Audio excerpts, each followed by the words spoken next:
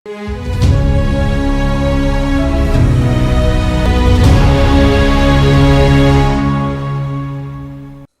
दोस्तों, राजनीति की बातों में एक बार फिर से आपका स्वागत है। मैं हूं आपका दोस्त धर्मेंद्र कंवारी। दोस्तों, आज का वीडियो हम हरियाणा की दल बदल राजनीति के उस दलदल के बारे में बना रहे हैं जिसने हरियाणा को बहुत बदनाम किया। हालांकि मैं इस पर पहले भी कई वीडियो बना चुका हूं, लेकिन पॉलिटिक्स ऑफ चौधर की इस सीरीज में इस वीडियो में एक साथ छुटी हुई सारी की सारी बातों को शामिल करके एक ऐसा कंप्लीट वीडियो ये होगा जिसको देखने के बाद आपको दूसरा वीडियो देखने की ज़रूरत नहीं पड़ेगी। और चाहकर भी मैं इस वीडियो को दोस्तों 10-12 मिनट में ख़त्म नहीं कर पाऊंगा, क्योंकि हरियाणा की राजनीति इतनी बहुरंगी है, इसके इतने किस्से हैं, इसको मैं कहने सुनने के लिए इसमें इतनी बातें हैं कि बहुत वक्त लगता है। और हरियाणा बनने के बाद जो 19 महीने थे दोस्तों, वो दल बदल के इतिहास के लिए बहुत महत्वपूर्ण है, इसलिए आप इसको तसल्ली के साथ सुने। 1966 में जब हरियाणा बना और बनते ही हरियाणा के राजनेताओं ने कुर्सी के जो खेल खेले वो पूरे भारत में चर्चित हुए। भारत की संसद में इसको आया राम गया राम बोला गया, लेकिन हरियाणा की नेताओं की सेहत पर इससे कोई फर्क नहीं पड़ा। ये तब भी चल रहा था, ये आज भी चलता है। आज भी हरियाणा की सरकार में वो लोग बैठते हैं जो चुनाव से पहले एक दूसरे का विरोध करते हैं, लेकिन चुनाव जीतने के बाद विरोधी से हाथ मिला लेते हैं और हरियाणा को लूटने का खेल जारी रखते हैं। 1966 में जब अलग राज्य के रूप में हरियाणा अस्तित्व में आया और उसके आने के बाद राजनेताओं की जो व्यक्तिगत महत्वाकांक्षाएं थी, उन्होंने इस नवजात प्रदेश को सत्ता के एक ऐसे खेल में झोंक दिया था जिससे हरियाणा देश भर में कुख्यात हुआ। हालात इतने विकट थे कि सूबे की पहली विधानसभा जिसका कार्यकाल 1972 तक नियत था, उसको 9 महीने बाद भंग करके राष्ट्रपति शासन लगाना पड़ा और 1968 की गर्मियों में मध्यावधि चुनाव हुए और चौधरी बंसीलाल मुख्यमंत्री बने। लेकिन राजनीतिक अस्थिरताओं ने हरियाणा का साथ नहीं छोड़ा। राज्य निर्माण से लेकर चौधरी बंसीलाल के मुख्यमंत्री बनने तक के 9 महीनों का जो कालखंड है दोस्तों, वो हरियाणा के राजनीतिक इतिहास का एक ऐसा अध्याय है जिस पर केवल शर्मिंदगी महसूस की जा सकती है। इस दौर के सियासी खिलाड़ियों ने जो करतब और करतूतें दिखाई, उनका असर आज भी हरियाणा की राजनीति पर देखा जा सकता है। और उस दौर में तो हरियाणा में व्याप्त राजनीतिक अस्थिरता व दल बदल की चर्चा संसद से लेकर भारत की सड़कों तक होती थी। राजनेताओं की करतूतों ने हरियाणा को एक ऐसे प्रदेश के रूप में स्थापित कर दिया जहां राजनीति में सिद्धांत और आदर्शों के लिए कोई जगह ही नहीं थी। संसद में तत्कालीन गृह मंत्री वाईपी चौहान ने जो बात कही थी कि हरियाणा में 20-20 हजार रुपए में विधायक बिकते हैं, तो आप अंदाजा लगा सकते हैं कि उस दौर में हरियाणा की राजनीति के बारे में क्या कुछ कहा जाता था। पंजाब हरियाणा के बंटवारे पर सीमा आयोग की रिपोर्ट प्रस्तुत होने के लगभग 1 महीने बाद ही 5 जुलाई 1966 को केंद्र सरकार ने पंजाब में राष्ट्रपति शासन लागू कर दिया था ताकि नए प्रदेशों को विधिवत रूप से जन्म दिया जा सके। लेकिन उन्होंने विधानसभा भंग नहीं की, क्योंकि उनको पता था कि सरकार कांग्रेस की बननी है। पंडित भगवत दयाल शर्मा जी, जो संयुक्त पंजाब में प्रदेश कांग्रेस कमेटी के प्रधान थे, हरियाणा में भी प्रदेश कांग्रेस कमेटी के प्रधान पद के दावेदार हो गए। प्रदेश कांग्रेस कमेटी के सदस्यों से हलचल शुरू हुई, क्योंकि मुख्यमंत्री बनने के लिए विधायक दल का नेता चुने जाने से पहले हरियाणा प्रदेश कांग्रेस कमेटी का प्रधान चुना जाना था। हरियाणा के शीर्ष राजनेता चौधरी देवीलाल और प्रोफेसर शेर सिंह उस समय कांग्रेस से बाहर थे। चौधरी रणवीर सिंह हुड्डा, चौधरी रिजक राम और बहन चंद्रावती नहीं चाहते थे कि पंडित भगवत दयाल शर्मा जी सर्वसम्मति से हरियाणा प्रदेश कांग्रेस कमेटी के प्रधान बन जाएं। पंडित भगवत दयाल विरोधी इन नेताओं ने अंबाला से प्रदेश कांग्रेस कमेटी के सदस्य अब्दुल गफ्फार खां को भगवत दयाल जी के मुकाबले में चुनाव में खड़ा किया। पंडित भगवत दयाल जी ने उस चुनाव को अपनी प्रतिष्ठा का प्रश्न बना लिया और एक नारा हवा में फेंक दिया कि कांग्रेस के जाट नेता मुझे ब्राह्मण होने की वजह से हराना चाहते हैं। नतीजन चुनाव में जाट और गैर जाट का रंग था, वो चुनाव पर चढ़ा और भगवत दयाल जी ने ये नारा जो था वो दबी जुबान में 1962 के झज्जर विधानसभा चुनाव में भी ये दिया था। उन्होंने प्रोफेसर शेर सिंह के खिलाफ चुनाव जीता था और इस बार शर्मा जी मुखर होकर इस नारे पर खेले। नवसर्जित हरियाणा के मुख्यमंत्री की कुर्सी के दावेदार राजनेताओं ने पूरी ताकत झोंक दी वहीं कांग्रेस के आला कमान में कुछ और कहानियां चल रही थी। हरियाणा निर्माण से महज 9 महीने पहले प्रधानमंत्री बनी इंदिरा गांधी जी पार्टी और सरकार में इतनी ताकतवर नहीं थी कि कोई मनचाहा फैसला ले सके। सिंडिकेट के नेताओं और कांग्रेस अध्यक्ष कामराज का कांग्रेस में बहुत दबदबा होता था। इंदिरा गांधी जी में अभी इतनी ताकत नहीं थी कि वो इन नेताओं की राय को दरकिनार कर सके और कांग्रेस का यह धड़ा पंजाब के तत्कालीन कांग्रेस अध्यक्ष पंडित भगवत शर्मा जी को ही नवसर्जित हरियाणा की कमान सौंपने का मन बना चुका था और इंदिरा गांधी जी भी वक्त और हालात की नजाकत को देखते हुए सिंडिकेट से किसी भी तरह का पंगा मोल लेना नहीं चाहती थी। मुख्यमंत्री पद के 2 प्रबलतम दावेदार थे, चौधरी देवीलाल और प्रोफेसर सिंह। ये दोनों ही उस समय कांग्रेस से निष्कासित चल रहे थे। संयुक्त पंजाब में हरियाणा निर्माण और हिंदी आंदोलन के अगुवा रहे इन दोनों नेताओं ने 1962 का विधानसभा चुनाव कांग्रेस प्रत्याशियों के खिलाफ लड़ा था और प्रोफेसर शेर सिंह जी को जो इस चुनाव में अपने जीवन की पहली हार का सामना पंडित भगवत शर्मा जी के हाथों से झेलनी पड़ी थी। इस विजय से पंडित भगवत शर्मा जी का राजनीतिक कद काफी बढ़ गया था, क्योंकि प्रोफेसर शेर सिंह जी को झज्जर विधानसभा क्षेत्र में अपराज्य के रूप में माना जाता था। वे 1946, 1952 और 1957 में यहाँ से कांग्रेस प्रत्याशी के रूप में चुनाव जीत चुके थे और जाट बाहुल्य इस क्षेत्र में पंडित भगवत दयाल जी की यह जीत चौंकाने वाली थी। पंजाब की राजनीति में पंडित भगवत दयाल जी को प्रताप सिंह कैरो का आशीर्वाद प्राप्त था और असल में वो प्रताप सिंह कैरो के ही आदमी थे जिनका इस्तेमाल कैरो प्रोफेसर शेर सिंह और देवीलाल जी से निपटने के लिए कर रहे थे और कैरो ने ही उनको पंजाब कांग्रेस कमेटी का अध्यक्ष भी बनवाया था। उस समय इंदिरा गांधी जी जिस नेता को वाकई मुख्यमंत्री बनाना चाहती थी वो थे राव वीरेंद्र सिंह जी। जानकार बताते हैं कि इंदिरा जी ने पंडित भगवत शर्मा जी को अपने पास बुलाया था और बुलाकर कहा कि मैं राव साहब को सीएम बनाना चाहती हूं और बेहतर होगा कि आप इस काम में बाधा न डालें। इस पर पंडित जी ने कहा कि बहन जी, राव तो विधायक भी नहीं है और यदि आप उनको सीएम बना देंगी तो इससे कांग्रेस में तो गलत परंपरा पड़ जाएगी। सबसे बड़ी बात यह है कि विधायक जो बाकी लोग हैं वो मेरे साथ हैं। इंदिरा जी ने पंडित भगवत दयाल जी का रुख भांपते हुए ज़्यादा जोर नहीं दिया, लेकिन शर्मा जी के इसी तर्क को आधार बनाते हुए इंदिरा गांधी जी ने 1968 में मध्यावधि चुनाव के बाद पंडित भगवत दयाल को दोबारा मुख्यमंत्री बनने से रोक दिया और उसके बाद मुख्यमंत्री बंसीलाल जी बने। हरियाणा की राजनीति दोस्तों कभी भी दूध की धुली नहीं रही।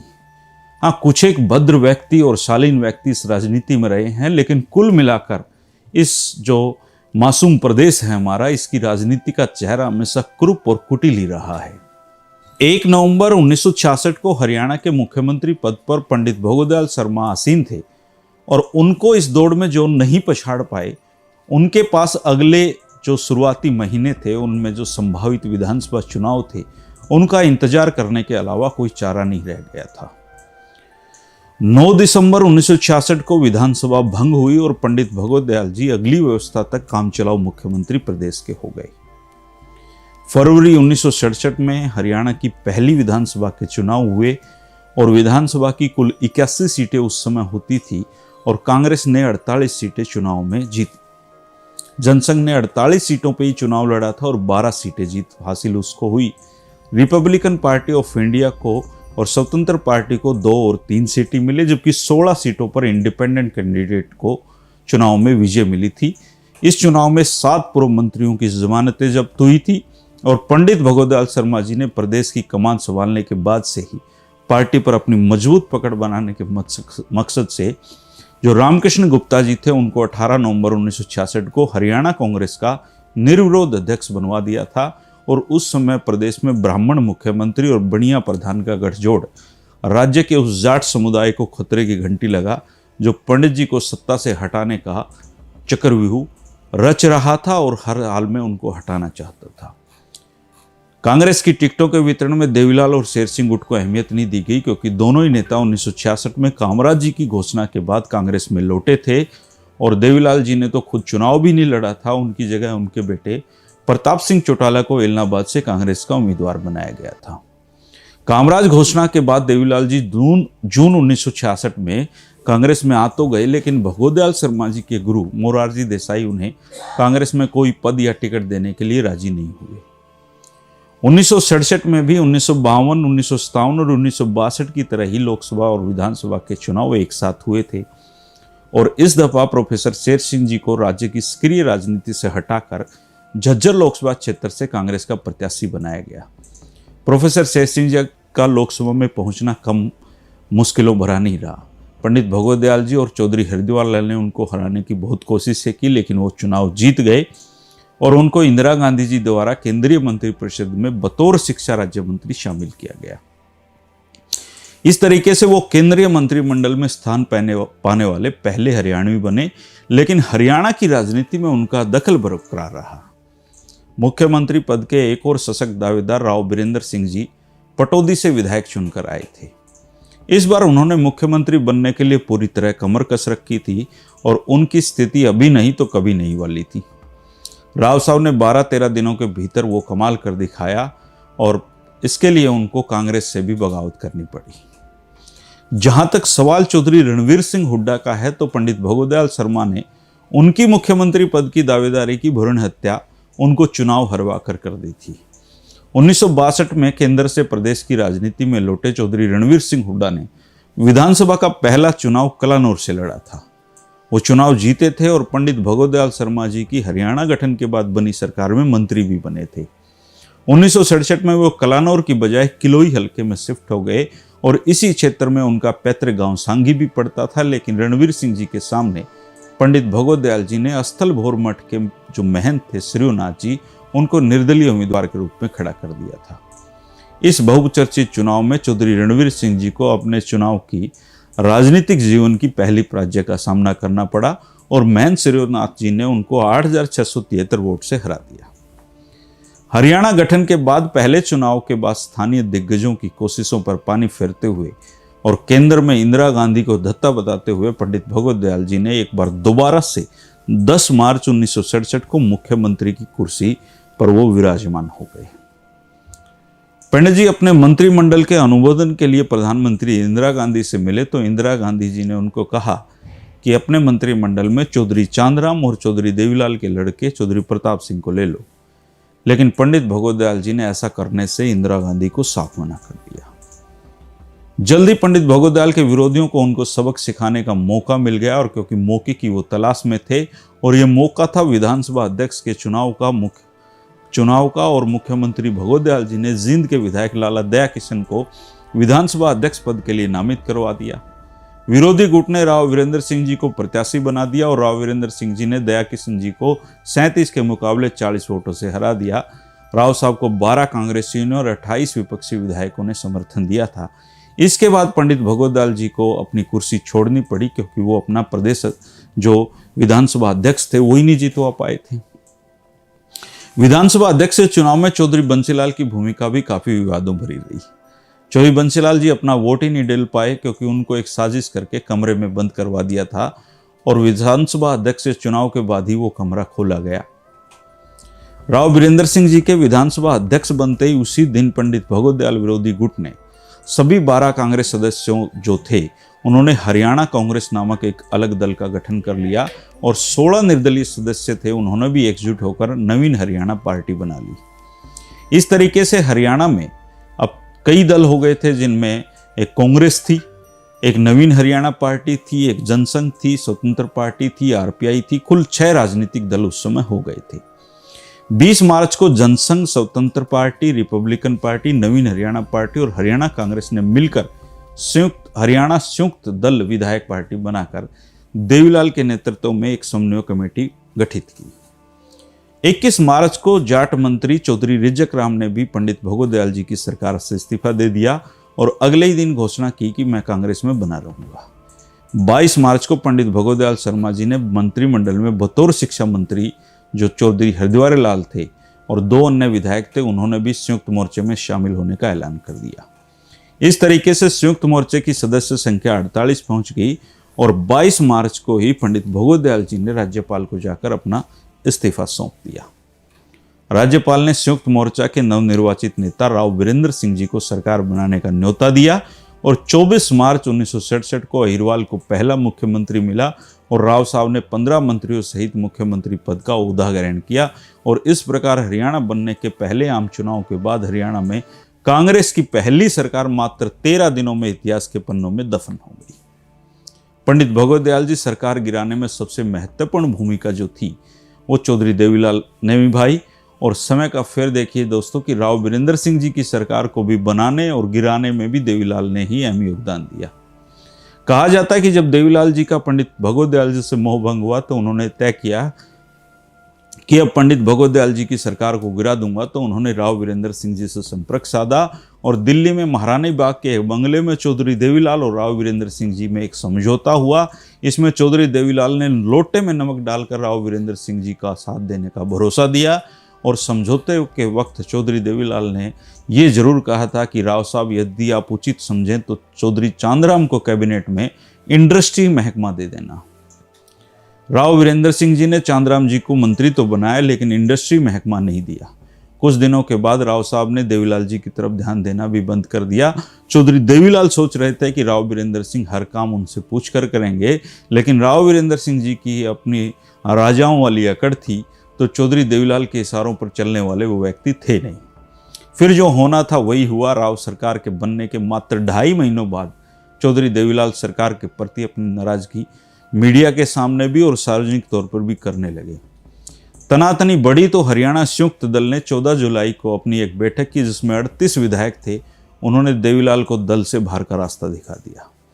इसके बाद चौधरी देवीलाल ने तुरंत ही विपक्षी पार्टी कांग्रेस से समझौता कर लिया और राव सरकार का तख्ता पलटने में दिलोजान से जुट गए। 15 जुलाई को राव वीरेंद्र सिंह जी ने अचानक अपने मंत्रिपरिषद का त्यागपत्र राज्यपाल को सौंपा। उनका मकसद ये था कि देवीलाल समर्थक विधायकों को हटाकर मंत्रिमंडल का दोबारा से गठन करें ताकि ये जो विरोधी हैं इनसे निपट लूं। लेकिन उससे पहले ही जब राव साहब अपने मंत्रिमंडल को बना पाते, देवीलाल जी ने सरकार बनाने का दावा ठोक दिया और 51 विधायकों की सूची राज्यपाल के सामने प्रस्तुत कर दी। राज्यपाल ने वो सूची यह कहकर कि देवीलाल के समर्थक विधायकों के हस्ताक्षर इस पर नहीं है, देवीलाल के दावे को खारिज कर दिया, जबकि विधायकों के हस्ताक्षर उस पर दर्ज थे। राज्यपाल ने राव वीरेंद्र सिंह जी से पुनः मंत्रिमंडल बनाने को कहा और नई मंत्रिपरिषद ने 15 जुलाई को शपथ ले ली। राव साहब ने इस दफा दलित नेता चौधरी चांदराम और मनीराम गोदारा को अपने मंत्रिमंडल में नहीं लिया। देवीलाल जी के एक प्रमुख सहयोगी और मुख्य संसदीय सचिव चौधरी जगन्नाथ ने इसके विरोध में 16 जुलाई को इस्तीफा दे दिया। 10 अगस्त को संयुक्त मोर्चे के विधायक गोविंद राम बत्रा को मुख्य संसदीय सचिव पद की शपथ दिलाई गई और इसके 10 दिन बाद कांग्रेस के एक और नए विधायक हरि सिंह डाबड़ा को कैबिनेट रैंक का मंत्री राव वीरेंद्र सिंह जी ने अपनी सरकार में नियुक्त कर दिया। इसी दौरान राव वीरेंद्र सिंह ने कई विधायकों को मंत्री पद रेवड़ियों की तरह बांटे ताकि सरकार को स्थिर रखा जा सके। देवीलाल जी तोड़फोड़ में लगे हुए थे। उन्होंने विधानसभा में अपने छोटे से गुट को हरियाणा कांग्रेस का नाम दिया और राव वीरेंद्र सिंह जी ने अपने नए गुट का नाम विशाल हरियाणा पार्टी रख दिया। शुरू में विशाल हरियाणा पार्टी के कुल 29 विधायक थे और दल के एक सदस्य मुल्तान सिंह ने, जो राज्य मंत्री थे, 29 सितंबर को दल से त्यागपत्र दे दिया, लेकिन मंत्री पद पर वो बने रहे और संयुक्त मोर्चा का समर्थन करते रहे। बाद में उन्हें इस बात के लिए भी राजी कर लिया गया कि वे दल से अपना त्यागपत्र वापस ले लें। 3 अक्टूबर को एक और कांग्रेसी विधायक तुहीराम जी संयुक्त मोर्चे में शामिल हो गए। अब तुहीराम जी की कहानी भी बहुत दिलचस्प है दोस्तों। तुहीराम जी के बारे में कहा जाता था कि उनको पंडित भगवत दयाल जी राजनीति में लेकर आए थे और वो तुहीराम पर बहुत भरोसा करते थे। लेकिन तुहीराम जी पंडित भगवत दयाल जी को गच्चा देकर राव वीरेंद्र सिंह से जा मिले और राव साहब ने उनको संसदीय सचिव की शपथ दिला दी। इस घटना का पंडित जी के जीवन पर असर पड़ा कि उनको लकवा मार गया और जब लोग मिलने आते तो विनोद प्रिय पंडित जी से जब लोग पूछते कि पंडित जी लकवा मार गया, तो उनका जवाब होता था, ना भाई, मेरे को तो तुहीराम मार गया। चौधरी देवीलाल की तरफ से 22 अक्टूबर को पहला धमाका तब हुआ जब जनसंघ के 4 विधायकों डॉक्टर ओम प्रकाश जगाधरी से, बनवारी लाल जी नारनौल से, लक्ष्मण दास जी सिरसा से और रणधीर सिंह जी समालखा से उन्होंने दिल्ली में जाकर कांग्रेस में शामिल होने का ऐलान कर दिया। 29 अक्टूबर को खाद्य उपमंत्री मोहनलाल ठाकुर ने अपने पद से और संयुक्त मोर्चे से त्यागपत्र दे दिया। उनके त्यागपत्र के बाद संयुक्त मोर्चे की सदस्य संख्या 39 हो गई, जबकि विरोधी पक्ष की संख्या 40 हो गई, जिसमें 31 कांग्रेसी, 5 देवीलाल गुटके और 4 जनसंघी दल बदलू इसमें शामिल थे। इस समय सदन की संख्या 79 थी, क्योंकि 19 जुलाई को विधानसभा अध्यक्ष चौधरी श्रीचंद का निधन हो गया था और एक अन्य सदस्य न्यायालय में विचाराधीन केस के चलते विधानसभा की कार्रवाई में हिस्सा लेने के लिए ही अधिकृत नहीं थे। राजनीति ने नया रंग लिया और 30 अक्टूबर को दलित विधायक चौधरी गयालाल, जो पहले कांग्रेस छोड़कर संयुक्त मोर्चे में शामिल हो गए थे, दोबारा से कांग्रेस में लौट आए। नतीजन मोर्चे के विधायकों की संख्या 38 रह गई, जबकि विरोधी पक्ष की संख्या 41 होगी। लेकिन 9 घंटों के भीतर ही गयालाल जी ने फिर से पलटी मारी और एक बार दोबारा से संयुक्त मोर्चे में जा मिले। 1 नवंबर को राव वीरेंद्र सिंह जी ने उनको संसदीय सचिव की शपथ दिलवा दी। गयालाल जी ने 15 दिनों के भीतर ही 3 बार दल बदल करके हरियाणा की दल बदल की राजनीति को एक नया रिकॉर्ड कायम किया, उसको नई ऊंचाइयां देने का काम किया। आजकल जो कांग्रेस के प्रदेश अध्यक्ष हैं उदयभान जी, इनके पिता ही थे चौधरी गयालाल जी। दल बदल राजनीति का दूसरा नाम आयाराम गयाराम भी प्रचलित हुआ है, जिसके असली जनक जो हैं वो चौधरी गयालाल जी थे। और कहा जाता है कि राव वीरेंद्र सिंह जी ने गयालाल जी को आयाराम की उपाधि दी थी। गयालाल जी ने उसी दिन कुछ समय पहले नई दिल्ली में घोषणा की थी कि संयुक्त मोर्चे को त्याग कर मैं कांग्रेस में शामिल हो रहा हूं। राव साहब उनको लेकर खुद चंडीगढ़ आए और उन्होंने अपने भाषण में इस जुमले का इस्तेमाल किया कि आया राम गया राम का यह जुमला हरियाणा की राजनीति के साथ हमेशा के लिए चिपक गया। आज भी दिल्ली के पत्रकार इस जुमले का इस्तेमाल करते हैं। 31 अक्टूबर को चांदराम जी ने कांग्रेस में फिर से लौटने की घोषणा कर दी और उनके इस कदम से यह कयास लगाए जाने लगा कि देर सवेर खुद चौधरी देवीलाल और उनके साथी भी कांग्रेस में शामिल हो जाएंगे। उसी दिन स्वास्थ्य मंत्री और स्थलबोर मठ के महंत श्रीनाथ जी, जिन्होंने किलोई विधानसभा क्षेत्र से दिग्गज कांग्रेसी नेता रणवीर सिंह हुड्डा जी को शिकस्त दी थी, उन्होंने अपने मंत्रिमंडल से इस्तीफा दे दिया। मगर तेज तर्रार राव साहब ने एक और जाट विधायक चौधरी रणधीर सिंह जी को संयुक्त मोर्चे में शामिल करवा दिया। और चौधरी रणधीर सिंह वही थे जिन्होंने 9 दिन पहले जनसंघ छोड़कर कांग्रेस से नाता जोड़ा था। रणधीर सिंह जी के दोबारा संयुक्त मोर्चे में लौट आने से राव वीरेंद्र सिंह जी की सरकार पर जो खतरे के बादल मंडरा रहे थे वो छट गए और उनकी कुर्सी बच गई। नवंबर की शुरुआत में राव साहब की सरकार अल्पमत में आ गई थी, लेकिन राज्यपाल BN चक्रवर्ती जी ने यह फैसला लिया था कि राव मंत्रिमंडल को बने रहना चाहिए, क्योंकि मुख्यमंत्री को अकेले सबसे बड़े दल का समर्थन प्राप्त है और विपक्ष अभी तक ये सिद्ध नहीं कर पाया है कि उसको आवश्यक बहुमत प्राप्त है। 5 नवंबर को देवीलाल जी और पंडित भगवत दयाल जी ने राज्यपाल BN चक्रवर्ती को एक तार भेजा और इस तार में यह मांग की गई थी कि विपक्ष की जो सदस्य संख्या है वो 40 हो गई है और इस प्रकार मंत्रिमंडल अल्पमत में आ गया है, उसको हटा देना चाहिए।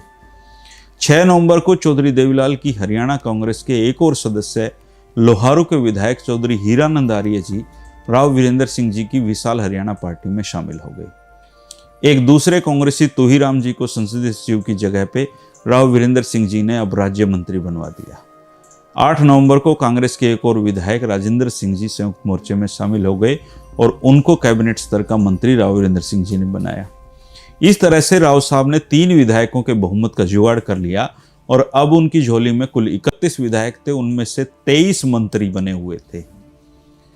आप उस समय की दल बदल और मंत्रियों की स्थिति से अंदाजा लगा सकते हैं क्या हाल रहा होगा।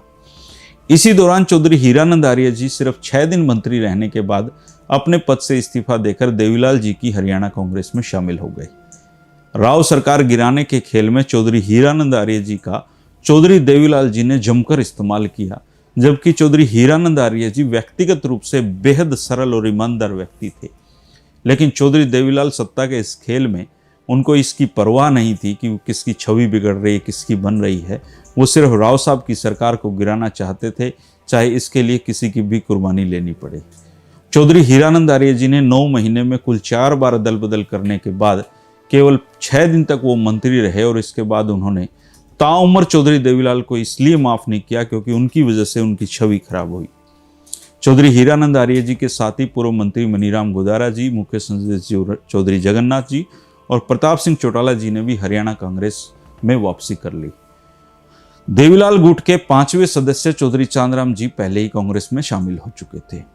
अब देवीलाल जी को लगने लगा था कि लोहा गर्म है, हथौड़ा मार देना चाहिए, राव सरकार को चलता कर देना चाहिए और खुद मुख्यमंत्री बनकर कांग्रेस का मंत्रिमंडल बनाना चाहिए, इसलिए उन्होंने हरियाणा कांग्रेस के विघटन की घोषणा कर दी और अपने समर्थकों के साथ कांग्रेस में लौट आए।